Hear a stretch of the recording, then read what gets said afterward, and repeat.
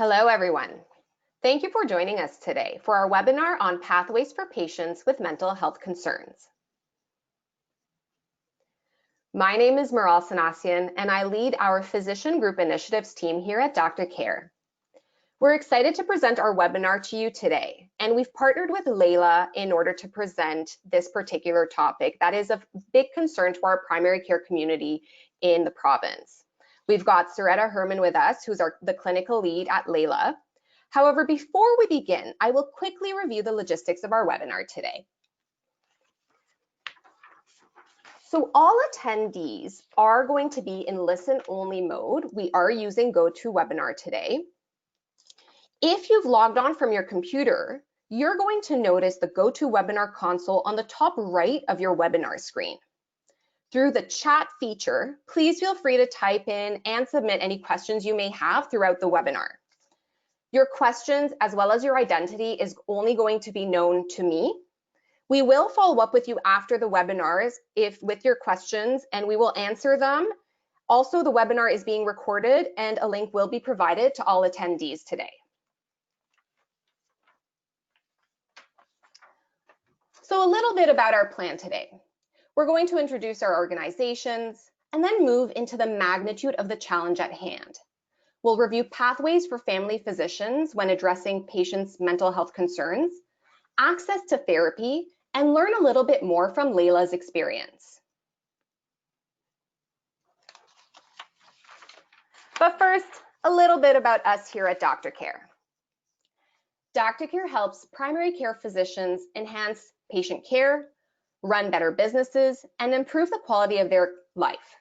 We have helped over 1,400 GPs improve the lives of more than 1.5 million patients. We've got a track record of continuous innovation and are the single largest practice management solution provider for GPs in Ontario.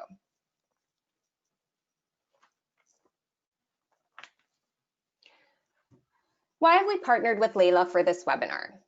We are constantly hearing from our GP community that there are clear challenges you face when it comes to navigating the care needed by an ever-growing number of patients with mental health concerns.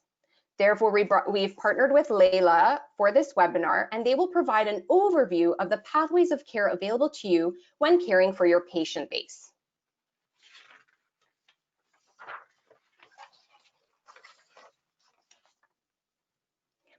And with that, I will pass it over to Soretta to continue leading you through our presentation today. Thank you, Maral, for the introduction and for hosting us today.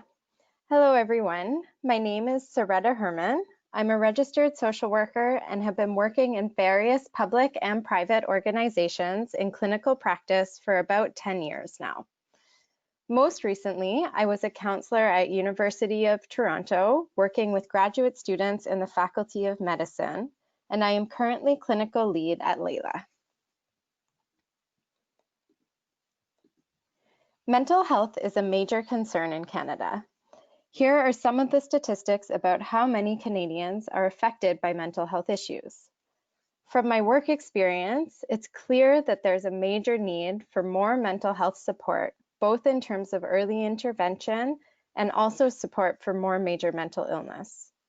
Many of my colleagues who've been at U of T for over a decade, both therapists and physicians, note having seen major increases in both anxiety and emotion dysregulation over that time. Whether it's an increase in mental illness, a decrease in stigma, or both, as you're likely experiencing, it's gotten to the point where about 30% of visits to GPs involve a mental health concern. So what do you do if a patient comes with a mental health concern? In thinking about a framework for referral pathways, we thought the best place to start would be to consider what kind of support the client actually needs. The next layer of the framework has to do with logistical considerations, which I will get to in a few minutes. But for now, let's start by focusing on patient needs. We've divided the supports into 5 categories: diagnosis, medication, therapy, self-guided materials, and a combination of the above options. As you're well aware, a diagnosis can inform treatment and what medication is prescribed for a patient, but it can also inform what services they have access to. For example, a client requires an eating disorder diagnosis to be admitted to Toronto General's Eating Disorders Treatment Program. For straightforward cases, like occasional panic attacks, you may feel comfortable prescribing medication yourself. But for more complex cases, like bipolar disorder, you might need, or at least appreciate, the support of a psychiatrist in prescribing or making medication recommendations. Therapy is a main pillar in the treatment of mental illness and can involve individual, group, or couples treatment. There are a variety of different evidence-based therapeutic approaches depending on the presenting issues a patient is facing. Self-guided materials could be anything from lifestyle recommendations to books, to apps, to websites. Anything that is going to help a patient learn more about coping with the issues they're facing. They're mostly responsible for moving through on their own. One thing to consider with this option is the client motivated? Are they intellectually capable? And do they have the organizational skills to use these types of materials effectively? This slide shows some common referral pathways for clients based on the severity of their symptoms. As you can see, the more complex the case, the more recommendations you're likely to make, as the patient is more likely to need multiple supports. For example, on the mild end of the spectrum, if you have a patient who's struggling with insomnia leading up to his wedding day, some lifestyle recommendations and a good book on sleep hygiene may be sufficient. For a patient on the opposite end of the spectrum with complex trauma, depression, borderline personality disorder, and active suicidality, the patient may need individual and group therapy, medication, and possibly a course of inpatient treatment. As you all know, our mental health system is not perfect, so patient need is only one consideration in making a recommendation or referral. It often comes down to logistical considerations as well. We've created this chart to try to help inform referral decisions. On the left-hand side is a list of different referral pathways. Across the top are different logistical considerations. How quickly can a service be accessed? How accessible is the service in terms of location? How affordable is the service? Do they offer specialized treatment? Do they offer long-term treatment? And do they offer flexible timing for appointments? The importance of each factor will vary for different patients. A green check means the service does well in relation to this factor. A yellow dash means the service may or may not do well, depending on the specific service or the specific client need. And a red X means the service does not perform well on this factor. For example, for public individual therapy, there tend to be long wait lists, thus the red X in quick access. The location may be accessible if you're in a major city center, but not if you're in a more rural location, thus the yellow dash. And the service should be free or heavily subsidized, thus the green check under affordability. A link to this webinar will be emailed to you, so don't worry if you haven't had a chance to fully look over this table, as you can reference it later.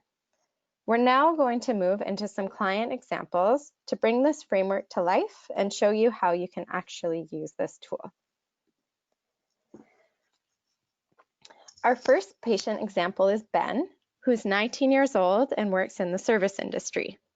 He just moved out of his parents' home and is living on his own with roommates for the first time.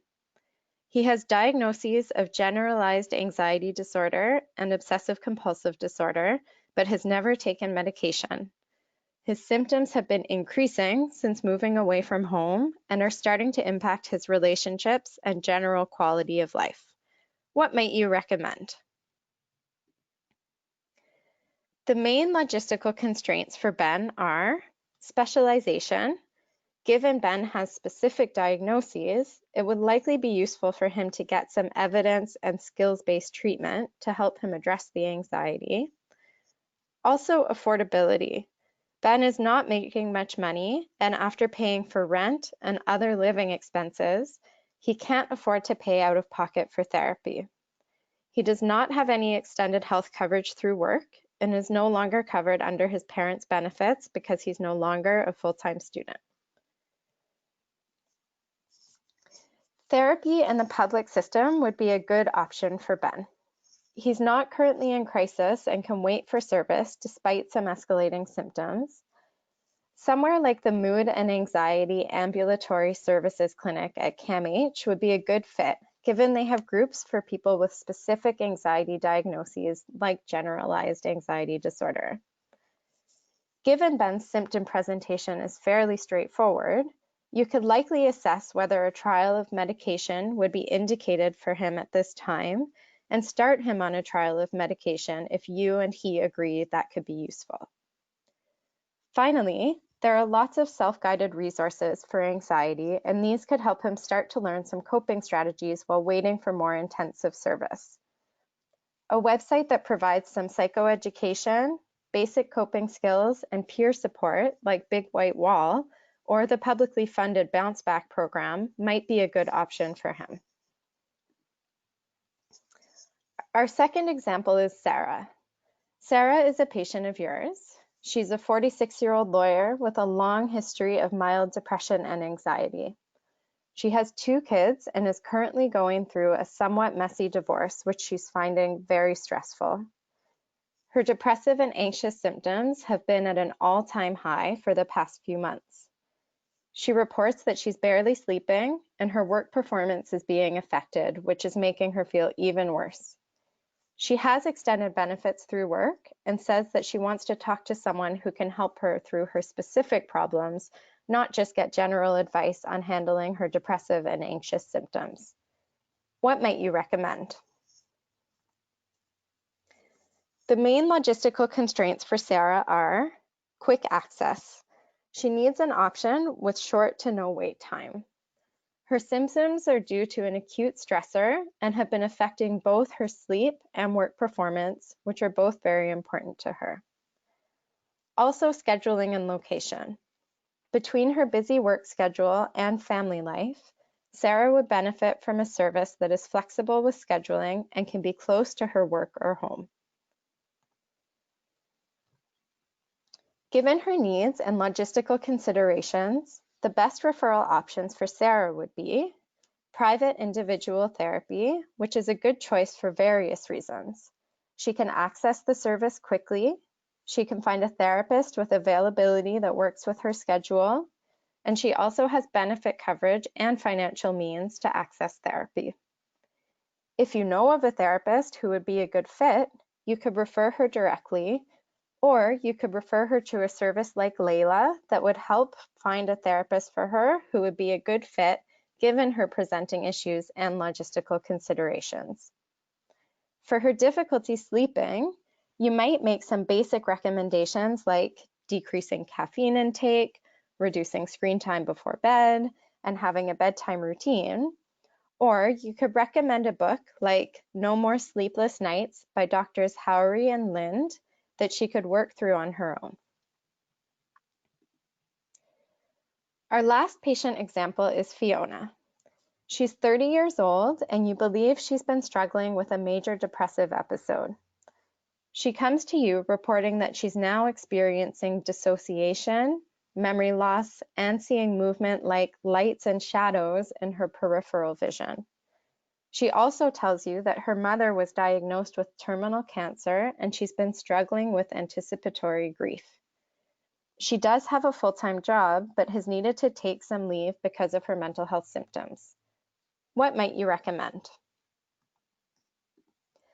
The main logistical constraints for Fiona are specialization. It's important for Fiona to be seen by a mental health professional who has the training to properly diagnose her specific condition given the unusual symptoms. It may also be useful for her to get some grief-specific support. Also, quick access. Given the severity of her symptoms and the impact on her life, the sooner she is connected to mental health support, the better.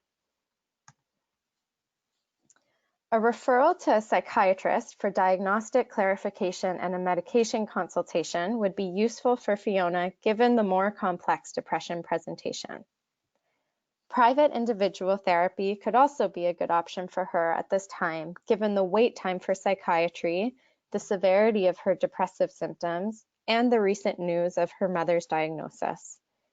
She is working full-time, so has some income and likely some benefit coverage as well. It may also be useful to explore if she would like to attend a support group to help her address the grief. You could recommend she check out the Bereaved Families of Ontario website, as they have lots of grief-specific resources beyond groups if she doesn't want to attend one or can't find one that works for her. In the last part of this webinar, I would like to spend some time talking about challenges surrounding access to therapy and share a little more about Layla and our experience. For both Sarah and Fiona, private therapy was one of the recommendations for an ideal referral. As a doctor, it can be hard or honestly impossible to know and keep track of therapists who you trust, who are currently taking clients, live in different areas of the city, offer affordable services, specialize in different practice areas, and who take clients at specific times or on specific days. Layla bridges the gap between those looking for mental health care and those who can provide it. We do this through a patient-centric approach. Through a personalized intake process, we guide the patient to a provider that is a good fit for them. We take into consideration clinical, logistical, and interpersonal fit factors. One way we are differentiated is through our structure. Our community of therapists has been carefully curated by our team, and the therapists are contracted by us to see our clients. We carefully interview the therapist, inspect their space, and collect client feedback. This allows us to maintain a standard of quality control. Our clients have the choice to see their therapist online or in person, or through a combination.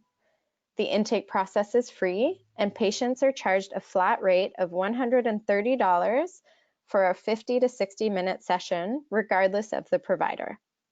They receive receipts that can be used for insurance. This slide is very important to us.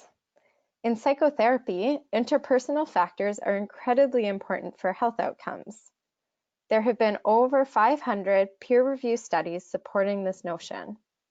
So what are interpersonal factors? The most important ones, according to the research, are listed here on the right. Patient-therapist goal consensus and collaboration, empathy, patient-therapist alliance, positive regard and affirmation, genuineness, and cultural adaptation of treatment methods. Given the importance of interpersonal factors, at Layla we incorporate them in 3 ways in our operational model. First, in therapist recruiting, our interviews focus on both training and evidence-based treatments and key interpersonal factors. Our therapist roster is culturally and clinically diverse, allowing for more tailoring to clients and feeling of connectedness in therapy. Second, in our matching process, we work with clients to determine style fit with prospective therapists. Finally, our clients give us ongoing feedback by rating their fit with their therapist and providing insight into their therapist's style and interpersonal skills while receiving treatment. We use this ongoing feedback to improve our matching. With this patient-centric model, on average, our patients have rated their likelihood to refer Layla to a friend at higher than 9 out of 10. And with that, I'll pass it back to you, Miral. Thank you, Soretta. And thank you all for joining us today. We do hope that you found our webinar on pathways for patients with mental health concerns helpful. Should you have any follow-up questions whatsoever, please do connect with our Layla partners at contact@layla.care and our DoctorCare team here at info@drcare.ca. Thank you.